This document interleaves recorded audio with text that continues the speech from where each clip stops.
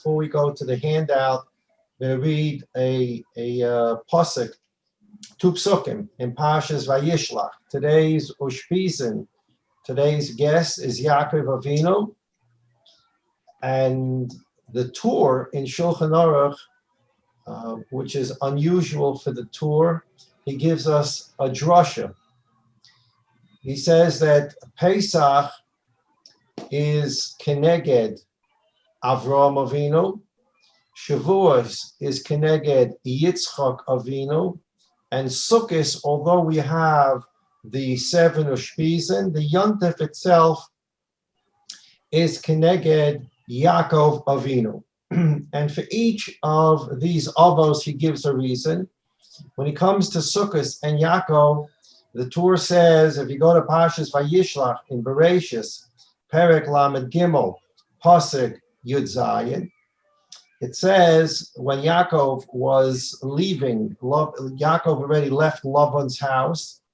He was traveling back home, and he met Esav on the way, and we have that whole parsha of Yaakov meeting Esav and Yaakov splitting his family into different groups. And initially it was thought that Esav was coming to kill him. So Yaakov, on the way back home to Eretz Yisrael, it says he finished his business with Esav, and Perek Lamed Gimel Pasuk Yud Zayin, it says, V'Yaakov Nasa Sukkosa, Yaakov traveled to a place called Sukkos. Vayiven lo boyis, he built for himself a home. Ulamikneu asa Sukkos, and for his cattle he built these kind of temporary structures, a sukkah, a hut. Al kain kara shem hamakom Sukkos, and therefore Yaakov called the name of this place Sukkos. So the Torah says that there's a remez, a hint in this pasuk, that Yaakov is intimately related with the yontif of Sukkos. He traveled and he came to a place and he called it Sukkos, and he built Sukkos. The next pasuk says, Vayovo Yaakov Sholem Ir Shechem. Yaakov came complete, Sholem, to the city of Shechem, Asher be'eretz Canaan, Bevo mi Padan Aram. When he was coming back from Lavan in Padan Aram, he arrived in Shechem, and Shechem, when he got there, it was Vayovo Yaakov Sholem. It doesn't say Yaakov came to Shechem. It says Yaakov came complete to Shechem. What is that extra word there, L'chora, Sholem? It should say Vayovo Yaakov Ir Shechem. Yaakov arrived in the city of Shechem. It says, and Yaakov came complete to the city of Shechem. Rashi on that pasuk quotes the Gemara, Sholem, Yaakov came complete to Shechem. Rashi quoting the Gemara in Shabbos, which is a Gemara we're going to take a look at soon, says Yaakov came to Shechem Sholem Begufay. His body was in complete, perfect health. Shenisrape mitzalato.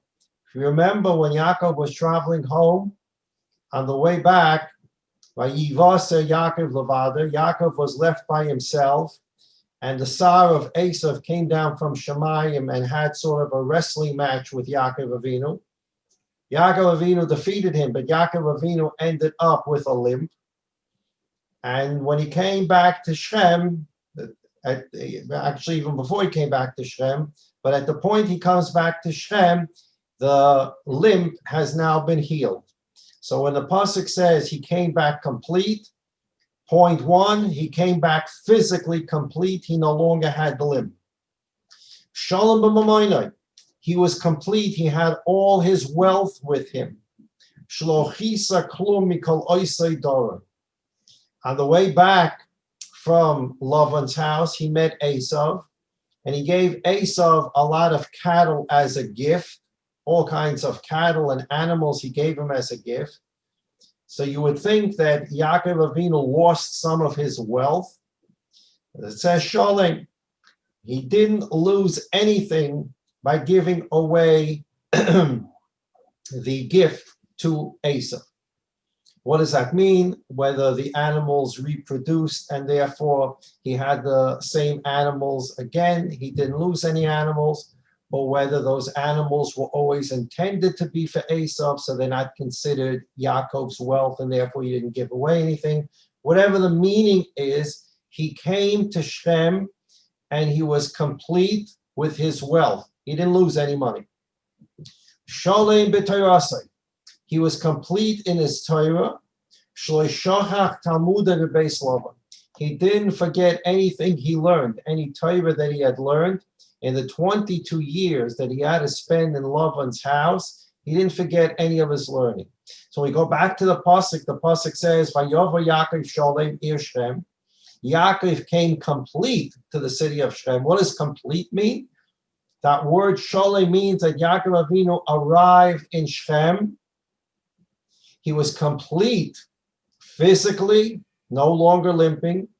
He was complete with his wealth. He lost nothing by what he gave away to Esau. And he was complete in his Torah. He forgot nothing of what he had learned, although he spent 22 years in Lavan's house.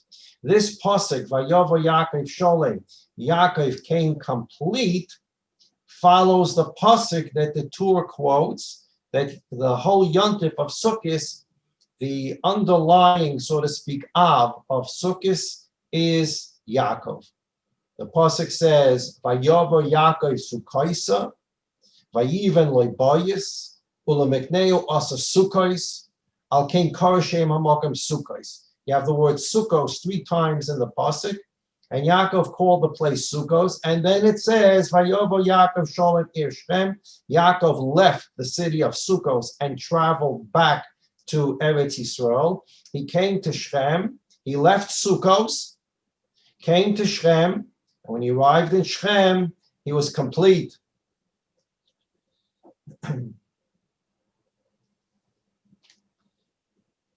The Mukubalim talk about the fact, it's brought down in many Svarim, that the city Shem, the Rashi Tevos of Shem, Shin Chaf Mem, that's how you spell Shem, Shin Chaf Mem. Shin Chaf Mem spells Shem Kavoid Malchusai. Shem is a very, very holy place. Shem Kavod Malchuso, God's holy name, his sovereign name is in Shem. And there are different reasons they explain for what the significance of Shem is. Shem, according to the Medrash, is one of the 3 cities that historically Jews didn't conquer, but they bought outright. Avram Avinu bought the Moras HaMachpelah. He bought Hebron, the Moras HaMachpelah. That was Avram Avinu. Yaakov bought Shem. Vayiken Eschelkas Hasher, part of, he bought the Sada at Shem, which is the next pasuk. But Mea Kasita, it says he spent a lot of money on it. And the third place is Yerushalayim. David HaMelech bought the property, the Harabayis, not Yerushalayim, whatever part of it, but the Harabayis from Aravna Hayavusi. And those are the 3 cities, Shem, the Moras HaMachpelah, and Yerushalayim, that were bought with a kinyan by our Ovis and by David HaMelech. So Shem is Rashi Teva, Shem Kavoid Malchusa. It's a very, very holy city, Shem.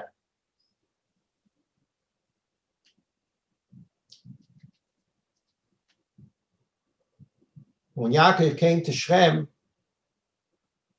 he was Sholem. Shem, on the other hand, has a different facet to it. Later, Rashi in Pashas Vayeshev, Rashi says that the city of Shem is a Mokoim Muchan Leperonus. It's a city where bad things happen. Shem is where the Shvatim sold Yosef. Shem is where Dinah was raped. Shem is where the Malucha, Jewish kingship, was split between the northern kingdom and the southern kingdom. The Medrash that Rashi brings in Pash Vayeshev calls Shrem Mokim Muchen Leparanis. It's a place that literally, if bad things happen, it's going to be in Shrem. It's a Mokim Muchen Leparanis. And on the other hand, the Mukabalim tell us that Shrem Meshem Kavay Malchusai, God's sovereignty is there, and the sovereignty, Shem Kavod Malchusai, the Baruch Shem Kavod Malchusai, comes from the city of Shem. Okay. The first page of your handout is a Rambam. The Rambam, very famous Rambam, at the end of Hilchos Lulav, the Rambam summarizes the Gemara in Sukkah about the Simchas Beis HaShoeva. Beginning on the second night of Sukkos through the last night of Sukkos, LaHoshana Rabbah, there's a Simchas Beis HaShoeva. We learned a little about it in Masechta Midas and Masechta Tamid. They drew water, they brought it through the Shar Hamayim, and in addition to the wine that was poured on the Mizbeach every day with the carbon Tamid, along with that, on Sukkos, they poured water on the Mizbeach as well. And the Simchas Beis HaShoeva was the Simcha of the drawing of the water. It was a special Simcha to draw the water. Usha'aftem mayim b'sasayin mimayne hayeshua. Usha'aftem mayim b'sasayin, you draw the water with a sasayin. It's interesting to note that the pasuk doesn't say that you pour the water on the Mizbeach with joy.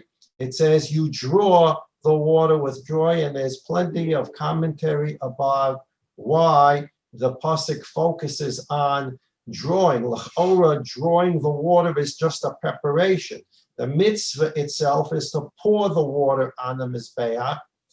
The drawing of the water is in preparation of pouring the water on the Mizbeach. Yet the pasuk says, and you will draw. The preparation of the mitzvah will be done with joy, and there's no mention of the actual mitzvah of pouring it on the Mizbeach. Okay, but that's Ush'after Mayim B'sasayin, and we call it the Simchas Beis HaShoeva, the Simcha of the drawing of the water. We don't call it the Simcha of the pouring of the water on the Mizbeach. Again, the focus is on the drawing of the water. And the Gemara in Sukkah, in the Mishnah on Daf Nun Aleph, and then on Daf Nun Gimel, the Gemara describes for us in detail the Simchas Beis HaShoeva. In our famous diagram 3 from Maseches Midos, we saw that there are 15 steps in the Ezras Noshim that led up to Shar Nikanor. It was on those 15 steps that the Levium stood and sang Shira and played music for the Simchas Beis HaShoeva. And the dancing actually occurred in the Ezras Noshim, and the women were up on the balconies witnessing the Simchas Beis HaShoeva. So that's remember our diagram number 3. Let's see, pull diagram number 3.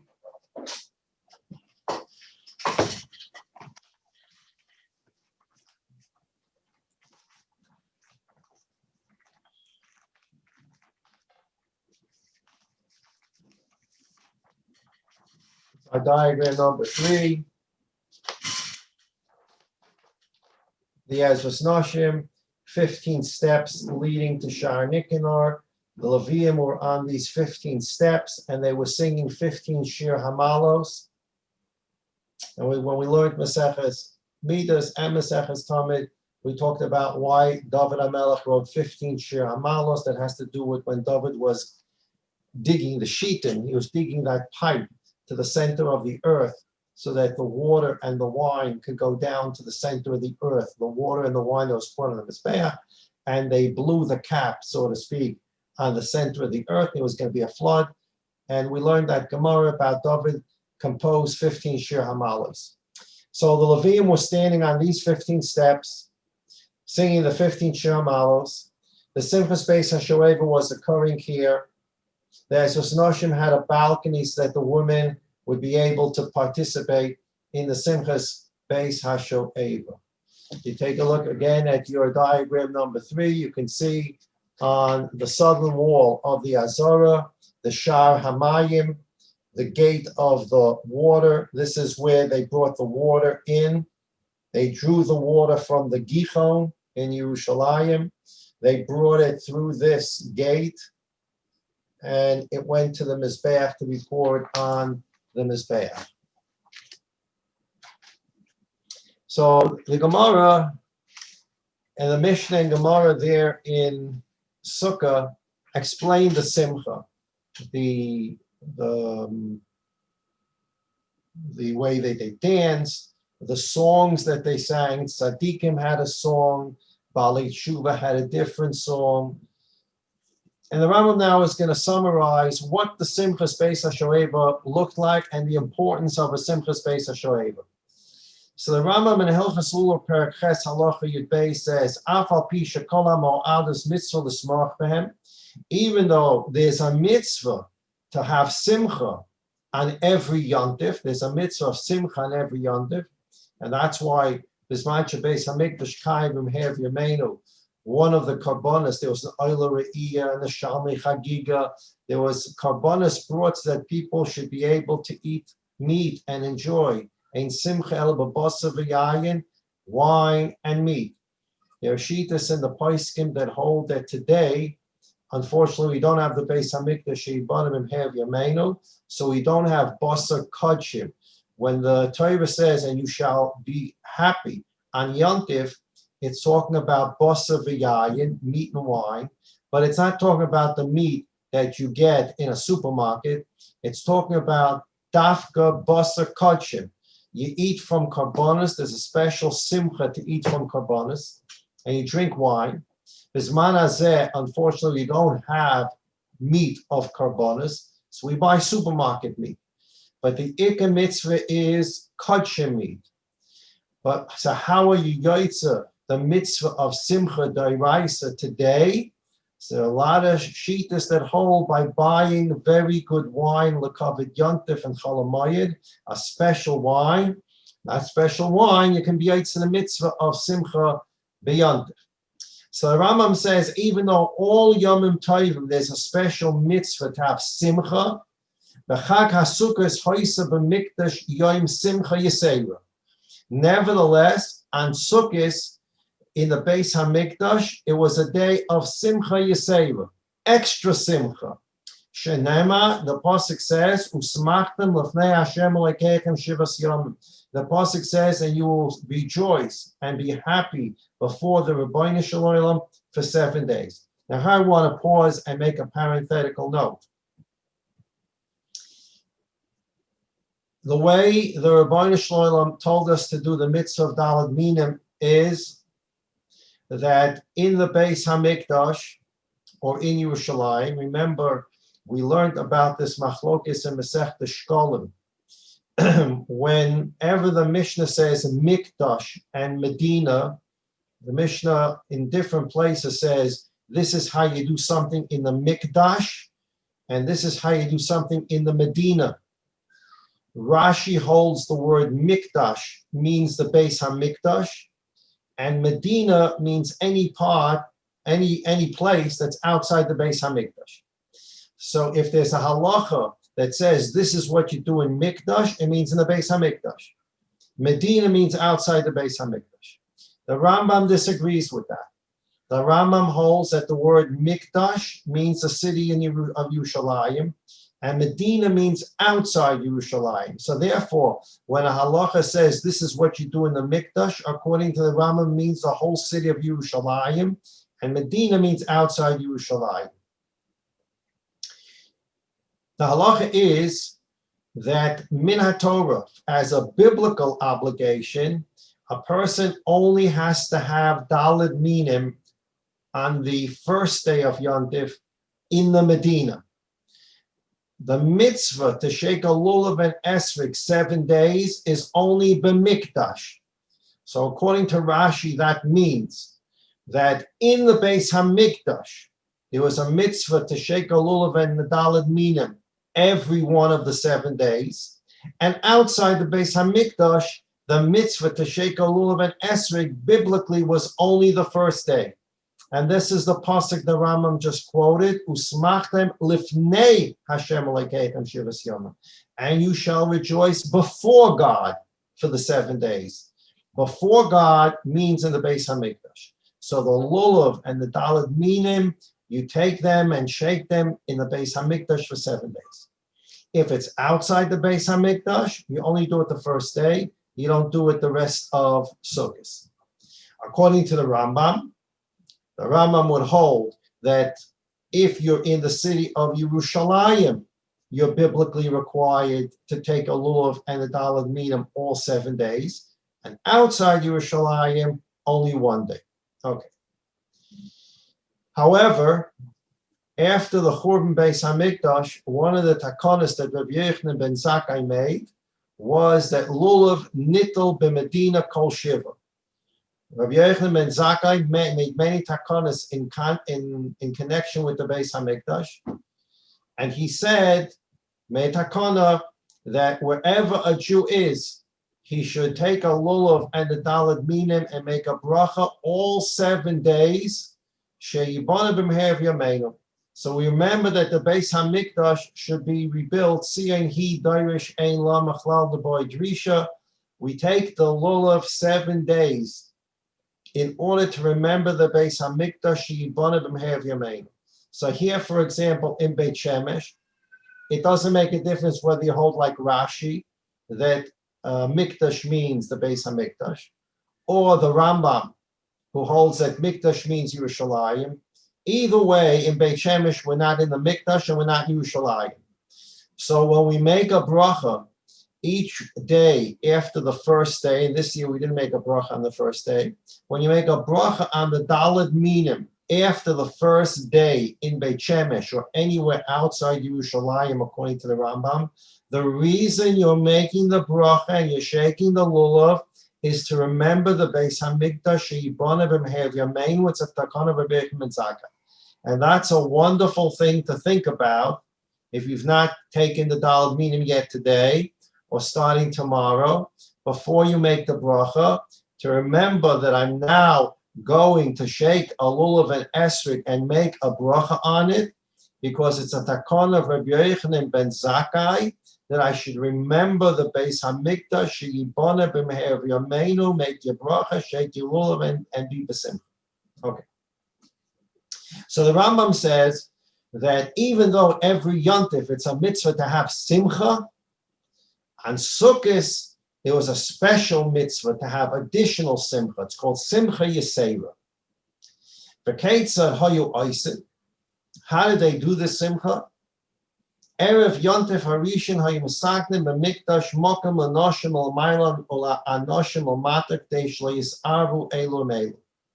Erev yontif, erev Sukkos, they would build the balconies in the Ezras Noshim so that the men and the women would be separate and that everybody can partake in the simcha. Umaschilim l'smoyach mimoitzoy yontif harishin, and the Simchas Beis HaShoeva begins Moitzoy Yontif Rishon. This year would have been Moitzoy Shabbos, which became the Geshpisen of Yitzchak. Every day of Chol HaMoed is a simcha. They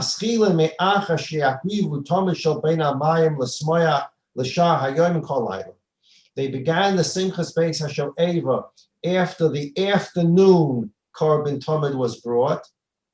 Afternoon, Korban Tamid was brought, and then they begin the process of the Simcha.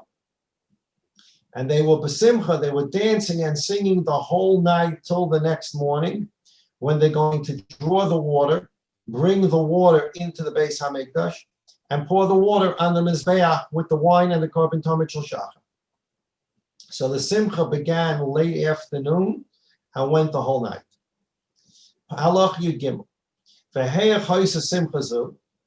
How was this simcha done? All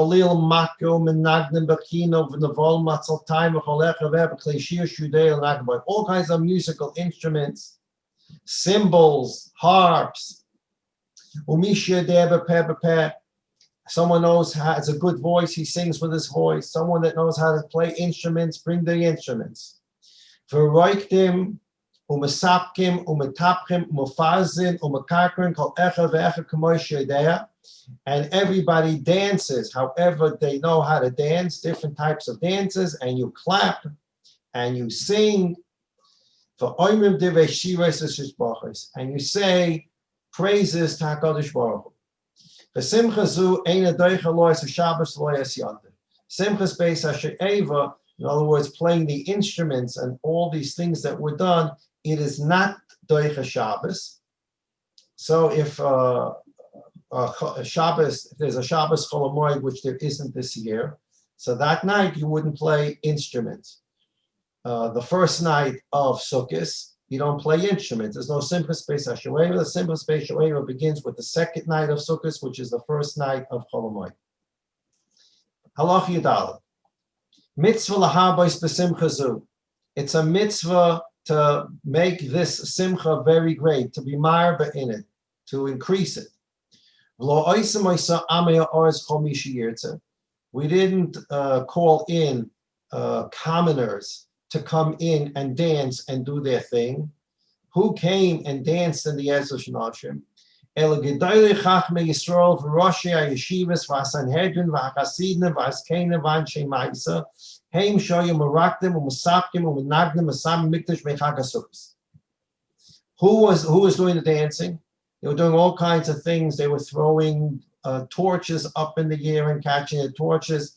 They were juggling torches. They were doing all kinds of dances. Who was doing this? The greatest Talmidei Chachamim, the Roshei Yeshivas, the people who sat on the Sanhedrin, Anshei Ma'isa, great tzaddikim. These are the people who took the dance floor.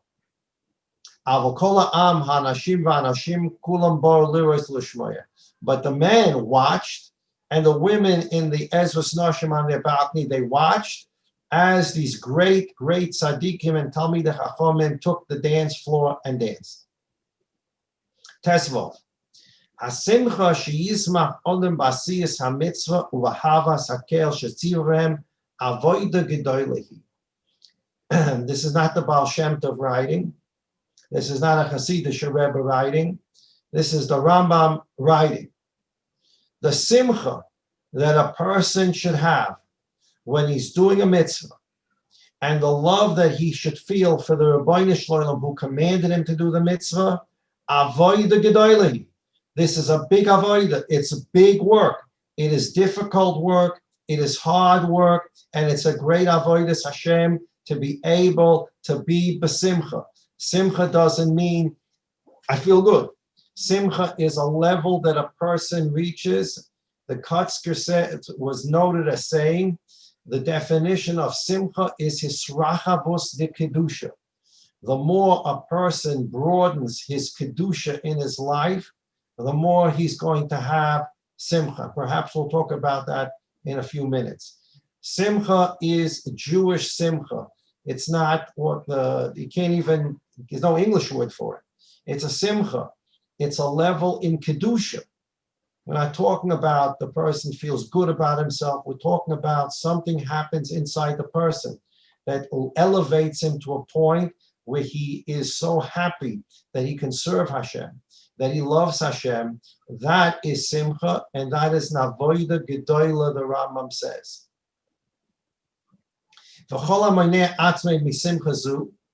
And someone that holds himself back from this simcha, he said, I'm going to do the mitzvah. I want to do the mitzvah. I want to do the mitzvah very serious, very stoic. That's the way to do the mitzvah. Royally parim mimenu. Such a person deserves to be punished.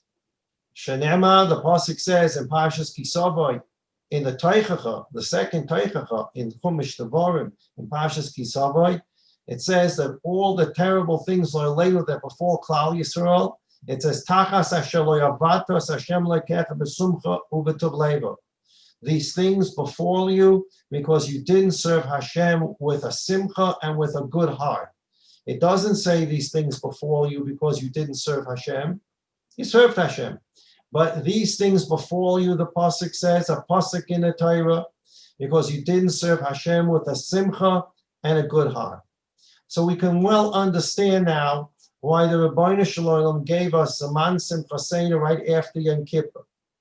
Right after Yom Kippur, we've been cleansed of all our baggage, and now we have a fresh start.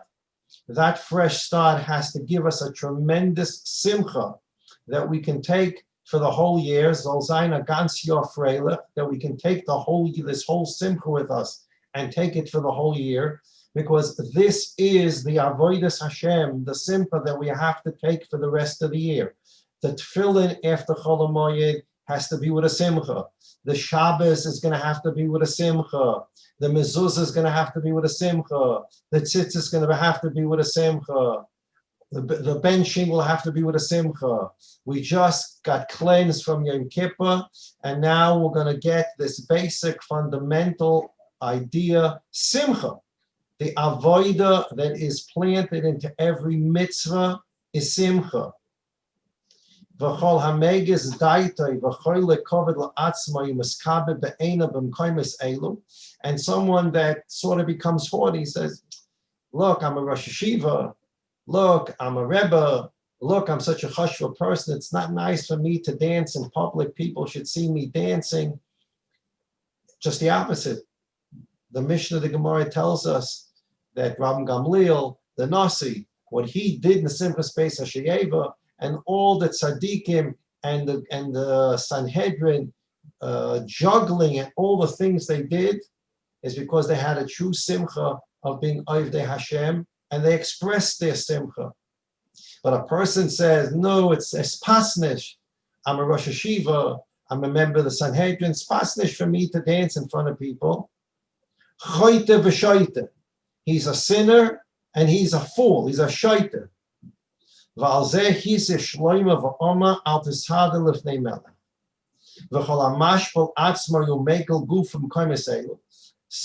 that, quote unquote, he belittles himself. It may not be the biggest covet for me personally to dance in front of all these men and women, but I'm doing it l'kavod Hashem. I want to show HaKadosh Baruch Hu how happy I am, how grateful I am for the Torah and mitzvahs. Hu hagodol hamachubet ha'oyev me'ava. That's the true gadol, and that's the true distinguished person, and that's the person who serves Hashem out of ava. V'chein David Melech Yisrael Amar nekaloisi oid misois v'yisi shafel beinai. And David HaMelech, when the Oren was being brought back to Yerushalayim, it says David was dancing in front of the Oren. He was makarke, he was dancing, and that people thought it was unbecoming of a king to be dancing in public like that, and he did it anyways. Ve'ein hagdula v'hakoved el l'smoyach l'fnei Hashem. Ein gedula v'hakoved el l'smoyach l'fnei Hashem. There is nothing greater, and there's nothing more bakovedik than to show your simcha in front of Hashem. Shenema v'hamelech David mafazis u'mekaker l'fnei Hashem. Says David HaMelech himself was jumping up and down as the Oren was being brought to Yerushalayim. That's the Rambam, the very famous Rambam about the inyan of simcha, not just simcha. When Yontif comes for samachta b'chagecha, I need to be happy. Yontif is there. Agans your freilich. We have to take from the simcha of every Yontif, and Sukkos more so, because Sukkos is Zaman Simchaseinu. There's a Simcha on Pesach because it's Zaman Chayuseinu, and there's a Simcha on Shavuos because it's Zaman Matan Toivaseinu, which means what? We're happy about something that happened. On Pesach, we're happy. Why should you be happy on Pesach? Because it's Zaman Chayuseinu. Something happened, an event. I became a free person, and since I became a free person, I am happy. Shavuos, an event makes me happy. The Rebbeinu Shalom gave me the Torah, the Zaman Matan Torah Seinu, and I'm happy about it. Sukkos is an event. It says Zaman Simchaseinu. The time is a time for happiness. What event happened on Sukkos? Happened. We really don't know what happened on Sukkos. There are all kinds of theories. But we know that Sukkos, the famous kasha, why do we celebrate Sukkos in Tishrei? Sukkos commemorates the quote-unquote booths or the holy clouds that enveloped us and protected us from the elements when we left Mitzrayim. So we should be really making Sukkos on Pesach. On Pesach, we should build Sukkos and make the Seder inside a Sukkah. And we know the famous kasha, that's the kasha that the Mefarshim ask everywhere. How did the Yontiv of Sukkos, which is Zeichel L'Tzias Mitzrayim, the booths or the heavenly clouds encircled us, enveloped us after we left Mitzrayim, and suddenly it went from Nisan, got to Tishrei. How did that happen? So there are all kinds of terutzim. But Lamaisa, the Yontiv of Sukkos is connected to Yom Kippur. We talked about this before Yom Kippur. The tremendous simcha that a person has that he got his kapara, and he has a fresh start from the Rabbeinu Shalom.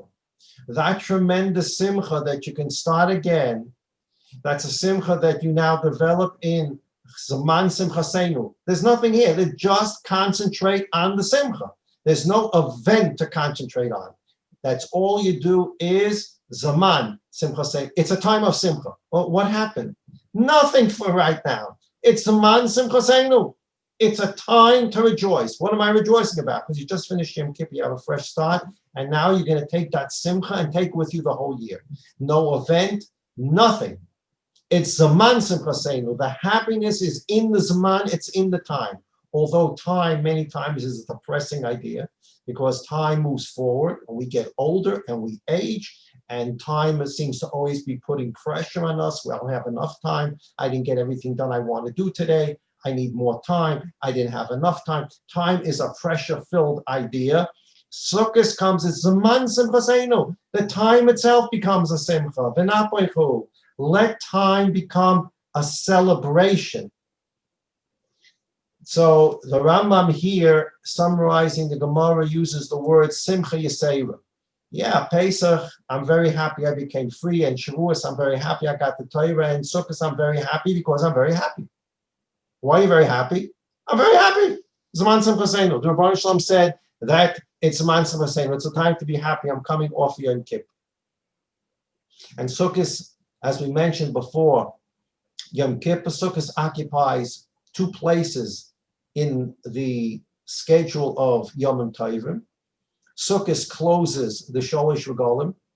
The Sholosh Regalim begin with Pesach, go to Shavuos, and Sukkos is the last of the three Regalim, so closes down the Regalim season until Pesach comes. It'll be a Beis Hamikdash, it'll be Korban Pesach, but it closes down this cycle of the Sholosh Regalim. And it also closes down the Yom Noraim, the Elul, the Rosh Hashanah, the Aseres Yemei Tshuva, the Yom Kippur. Sukkos also close down the Yom Noraim. Sukkos has a double place in the calendar. It's going to close down the Sholosh Regalim, and it's going to close down the Yom Noraim. And with it, we're going to take Simcha for the whole year. So the Rambam calls Sukkos Simcha Yisera. It's not just Pesach and Shavuos where there's Simcha. Sukkos is their Simcha Yisera. A, we say it, Zaman Simchasenu. B, there's something called Simchas Beis Hashayeva. And that's where the Simcha was. That's Halacha Yud Gimel in the Rambam. Halacha Yud Beis, the Rambam said on Sukkos there's a Simcha Yisera. In Halacha Yud Gimel, the Rambam says, V'heyech hoisa Simchazu. And how was this Simcha? How was this extra Simcha celebrated? It was celebrated during the Simchas Beis Hashayeva. You take a look at the second page of the handout. This is really, I have to give credit to Rav Eliezer Langer. I went to daven at an outside meeting yesterday, and I met him for the first time in a very long time. And he showed me a sefer that he had got a copy of a little while ago. It's called Ushpize Haraya. It's a collection of Rav Kook's writing about the Ushpize.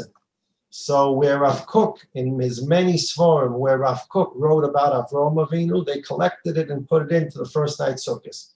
Where he wrote about Yitzchak, they collected it and put it into Yitzchak. Where he wrote about Yaakov, they collected from all his Sforim what he wrote about Yaakov, and they put it in to Yaakov.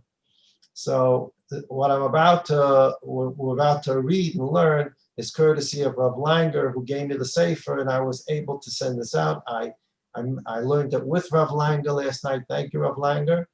And I mentioned it to my family as well. It's a beautiful, beautiful piece of Rav Kook about Yaakov Avinu, and the pasuk that we read at the beginning of Shir. It says, "Vayovo Yaakov Sholem." Yaakov came complete to the city of Shem, and the Gemara says in Shabbos he was complete physically, no limp. He was complete financially, no loss to Esav, and he was complete in his Torah. He didn't forget anything in the 22 years in the house of Lavan. So now Rav Kook quotes the Gemara. D'chsev vayovo Yaakov Sholem, va'amar Rav Sholem b'gufay Sholem b'moimoi Sholem b'teirasei. Hamuvin hashitchi hu shekol hashloma shemista'efes achas mechaverta achakach ne'peches lachavita b'fnei atzma ad shi maseges es gevul ha'acheres. Let's read the next paragraph, and you'll understand what he's saying. He's going to give an example. People basically create priorities in their lives. And sometimes when we create a priority, we think the priority is one of a number of priorities we have, but that priority eventually becomes so important to us that it overtakes other priorities, it eats away at them, and the other priorities become sacrificed and no longer are even priorities. So let's take a look at an example. Al kain b'noeg sheba'olam sha'ashlomis haguf shimolida hatzorach lashlomis hamor. A person wants shlemus haguf. He wants to be, his guf should be perfect. So there are different ways to understand Rav Kook saying. We'll understand it in a simple way. A person wants to be perfectly shaved, and his hair should be with the most perfect hairstyle, and he wants to have the fanciest clothing, the ties, the shirt, the shoes, everything perfect. Now we know that people can spend exorbitant amount of money on clothing. There are stores you can go to, you can spend thousands of dollars on a suit. A woman can spend thousands and more than that on a dress. There are places you can go to, Svelte, Michigan. You can go to, a person can spend $10,000 on a suit, a woman can spend $10,000 on a dress. So when a person gets into, for example, the guf, he wants the guf to be azoi perfect, that's going to take a lot of money. A person's going to need a lot of money to be able to keep up with that standard of living. So what happens now? Now he has to make a lot of money to keep his standard of living going. The end of the day is going to be that his physical well-being, which is where this all started. He was so into the physical body that he wanted the body to be perfectly dressed and perfectly groomed that he needed so much money to keep that going. Well, now that he needs all this money to keep on going, he's working very hard, and he's really not enjoying life, which is where things started with the guf. And even more than that, now that he's making so much money, he's worried about losing his money. And now that he's constantly worried about losing his money, he wakes up in the morning, the first thing he does, he opens his computer, he wants to see where stock prices are they going up, are they going down, his bonds up and down, how does his portfolio, should he sell, should he buy? He starts calling people, what are you doing, what am I doing, what should we do, should we sell, should we buy, what do we do? And he's worried about what's going on with his money. Now, what does that do to him? He's no longer happy. He suffers from anxiety. He suffers from stress. Why? Over the money that he needs to make, because he wanted to have himself physically perfect. And now he's no longer physically perfect because now he's suffering from stress and anxiety. So there are these things that occur in life. They start.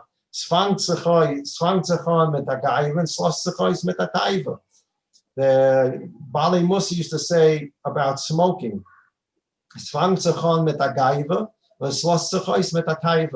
People start smoking because they want to be big shots. They want to look like they're smokers. I mean, it's cool. I want to be cool, and you're cool for a couple of times, and you can't break the habit. So So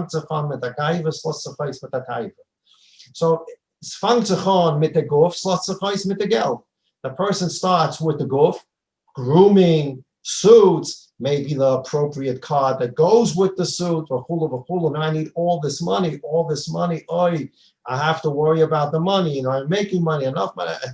By then, now he's stressing out over the money. So now the money has overtaken the initial priority of the guf.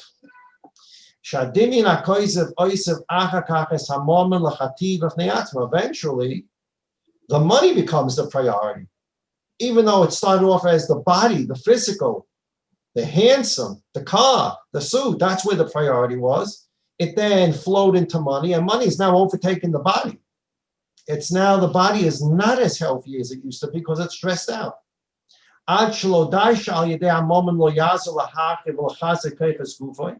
Not only is the money not making him healthier,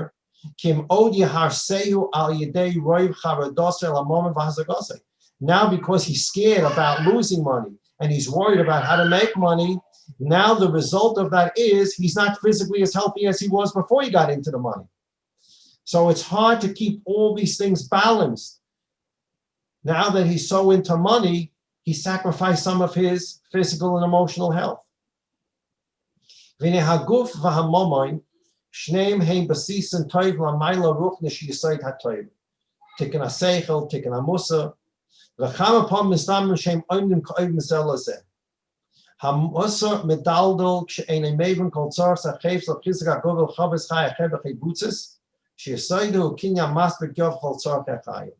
sometimes people believe that if you want to learn Torah, which is the most important thing, learning Torah, doing mitzvahs, being an Oved Hashem, the most important thing, that in order to do that, you have to sacrifice. Something else has to give way.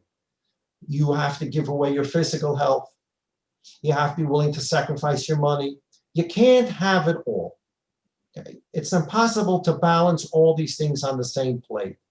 And people have this conception that in order to truly learn and be successful in your ruchnius, you must make a major sacrifice of your gashmis. And people then quote all kinds of chazals out of context. There's a Mishnah in Pirkei Avos that says, "Pas b'melech teichlo mayim b'mesura tishteh," that the way of Torah is that only thing you should eat is bread and salt and a little water. That's what you should live on. These chazals are also met by other chazals that seem to contradict them. And you have to have a teretz to all these chazals and find the balance between them. But people who have certain shittas, they will quote the chazal that supports their shita, and they won't talk about the second chazal that contradicts their shita, and the need to answer the contradiction with understanding how both need to be balanced together. So there's this concept, Rav Kook says, that money, body, physical health, wealth, you got to give that up. If you want to enter the Torah world, the Ruchnius world, you got to give it up. These are enemies. They can't live together. Yaakov Avinu Olav Hasholem Hoyseika Makamose Laharis Lakol Sheim Shud Sad Mitzvah Hashlemos Ben Hagvoyim Ben Hanamuchim Shloyeh Ha'echad Machazik Es Chaverek Shiyuv Yofer Bekal V'choyim Shloyeh Esoyser Es Chaverek. Yaakov Avinu, the Medrash calls Yaakov Avinu the Bechir Sheba Ovois. Our Shpizan today in the Sukkah, and the Av, who represents Sukkos, Yaakov Avinu, as the Torah said, he wanted to present the world with the perfect Yid. What's the perfect Yid? So the Medrash says that Yaakov, when he came to Shem, he was complete in his physical body. He was healthy, no limp. Physical strength, he was healthy. Shalom b'mamayna. He had his complete wealth with him. Shalom b'tayrasai. And he had all his Torah with him. He didn't forget any Torah that he learned during the 22 years in Lavan's house. This is Shalem. It says Yaakov came complete. Complete doesn't mean he was complete in 3 different areas: bodily health, wealth, Torah. He was complete in these 3 areas. No. Vayovo Yaakov Sholem means Yaakov came as one complete human being. The physical, the wealth, the Torah was all one human being, perfectly balanced together. Yaakov understood how to live a life of Torah, mammon, and physical health. And they didn't contradict each other. And he became the symbol for Klal Yisrael, that the Torah that the Rebbeinu Shalom gives us and the mitzvahs that he gives us, a person can have all the success in the physical and all the success in the spiritual, and nobody has to sacrifice his health for the sake of Torah. Sometimes we do, if there's such a time, but it's not, in other words, this is not the objective. The objective is not, if you want to learn Torah, go get yourself whipped a couple of times. If you want to learn Torah, make sure you're fasting and you're suffering. If you want to learn Torah, make sure you're living in poverty. Yaakov Avinu became the symbol of Shalom Begufay, Shalom B'Mamoinai, Shalom B'Tayrasai. He was a Shalom. He was complete. Al Kain Hoy Siyat Hashem Imai. Therefore, God helped him in his goal to show what Shleimus is. Uba Shalom Begufay, Vimzeh Shalom B'Mamoinai, Umishnem Yachan Motzes Hatoiv Hapnimi Lia Shalom B'Tayrasai. He came with physical health. He came with his wealth. And with the physical health and his wealth, he was still able to find and use the physical health and use the wealth as making himself a sholem even in the Torah, liyos l'moifa, so that he can be an example.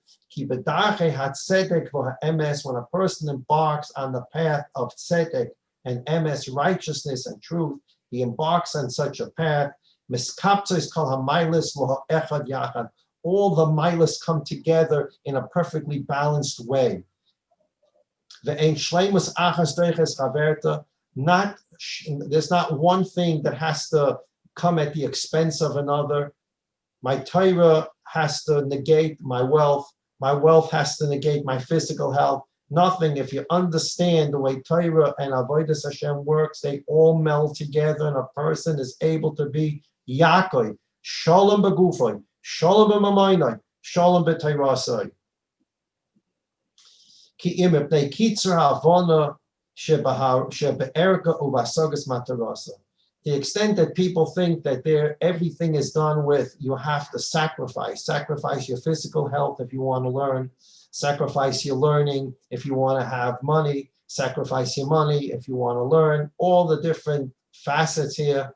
This is because people simply do not understand the erka, the true quality of what Torah and Avodas Hashem does, makes a person balanced.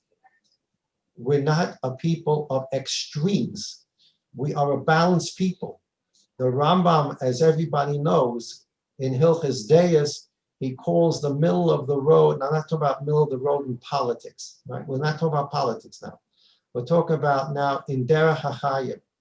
The middle of the road, the Rambam calls the Shvil Hazor, and he calls it the Derech Hashem. It's the path that a person walks when he wants to follow the ways of Hashem, the Derech Hashem. It is the middle road, no extremes, no extremes. Person follows the middle road. That's the Derech Hashem. That's the path of Hashem. A person can say, I don't want to get married. I want to be Laileno, I want to be a Catholic priest. Meshiggah. The word Rabban Shalom didn't create the world for that purpose. It's harisa. It's not a religion, it's shtos. The Rabban Shalom did not create people to be religious people and to abstain from having families.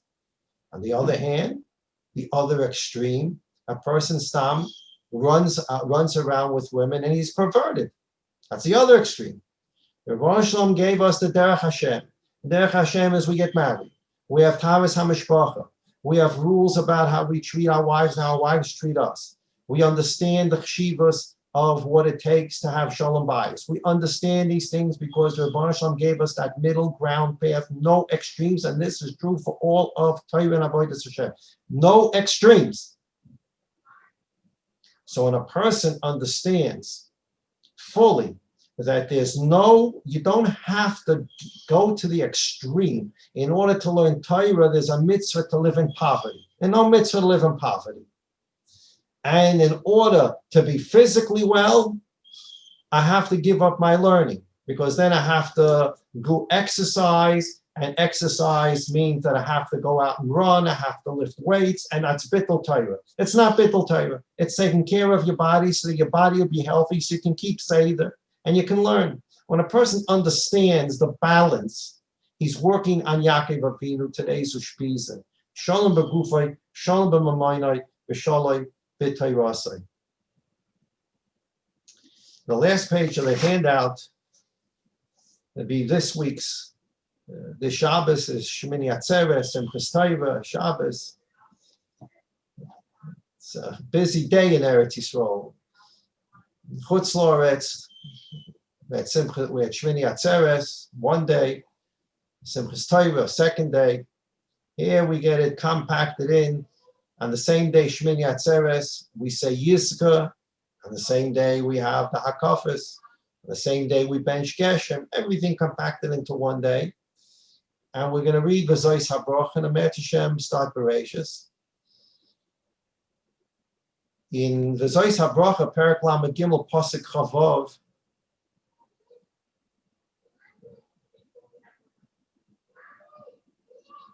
Perek Lamed Gimel, Pasuk Chav Tes. V'zois HaBrocha, Moshe Rabbeinu gave a bracha to the Shvatim. And at the end of all the brachas, he says, Ashrecha Yisrael, how fortunate, how praiseworthy you are, Klal Yisrael. Micha Moicha, who is like you, you Klal Yisrael. Am Noisha Bashem, a nation that is saved and helped through the Rebbeinu Shalom. Mogen Ezrecha, he is the shield that defends you. Vashecherev Gavasecha, so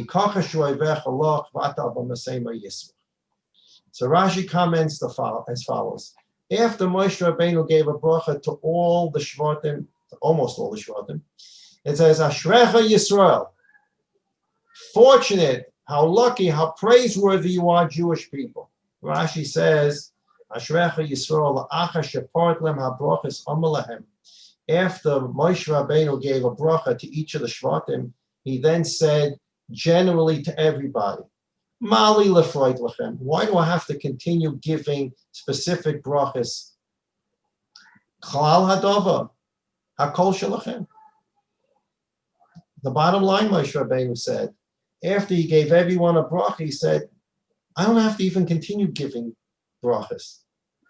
Hakol shalachem. Yiddelach, everything belongs to you. It's all yours.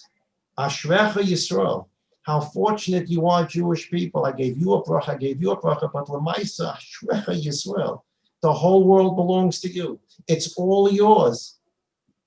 You are protected by God. You are God's chosen people. A bracha here, a bracha there. Ashrecha Yisrael, Hakol Shalachem. It all belongs to you.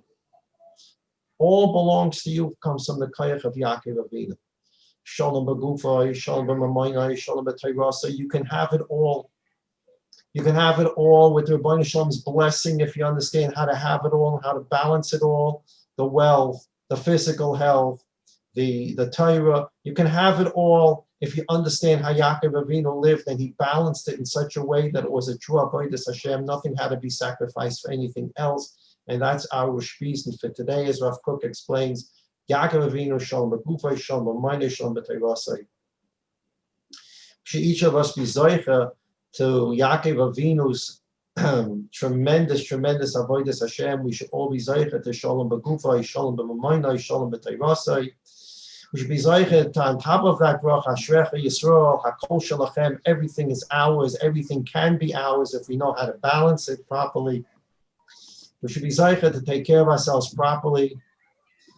Those here that need bracha should have brachas. Those here need Yeshua should have Yeshuas. Those here need Nechamas should have Nechamas. Brachas, Yeshuas, Nechamas before us come from the Rebbeinu Shalom, the Echad Yaakov Yuchad, how he wants, when he wants, through how he wants to do it. That's the Gilei Ayichud that we do. When we do it, the Rebbeinu Shalom finishes the job. Mamish B'meher V'yameinu. with his sending Mashiach here for the ultimate Gili Alichud. Everybody, please, please take care of yourself. There's a lot of things that you hear and people say, and there's Dr. Google says this, and the statistics say this. The numbers went down from 9,000 to 7,000. Ay, ay, ay, ay, ay. Only 7,000 people are sick who got tested positive from 9,000. We're making tremendous headway here. Only 30 people never died instead of 40 people died. Everybody, take care of yourself. There's a magefa out there. The magefa didn't go away because the Mr. Habriya said that we can open up some stores. Or they say we close down some stores. The magefa doesn't come and doesn't go. You have to listen to the Misra Habriyut. You have to be even more machmir than the Misra Habriyut. You have to take care of yourself because it's a mitzvah. Yaakov Avinu taught us that to be a sholem, to be complete, you need to have a healthy body. Shalom begufay, shalom b'mamoinai. You have to take care of your wealth and appreciate it. Shalom b'tayrasai. You have to appreciate the Torah and work on it and review it to make sure you don't forget it. And with that, a person becomes sholem. He is complete. Nothing has to be sacrificed for anything else. Everybody have a wonderful Chol Hamoed.